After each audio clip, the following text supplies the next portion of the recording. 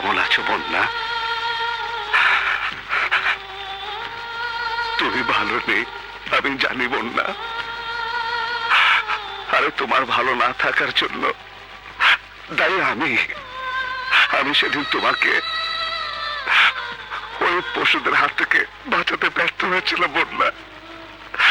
আমাকে তুমি ক্ষমা করে দাও প্লিজ বন্যা, আমাকে তুমি ক্ষমা করে দাও। একটা আবার কথা বলো বন্যা, আবার আবার তোমার সুন্দর মুখের হাসি দিয়ে দূর করে দাও আমার সব কষ্ট।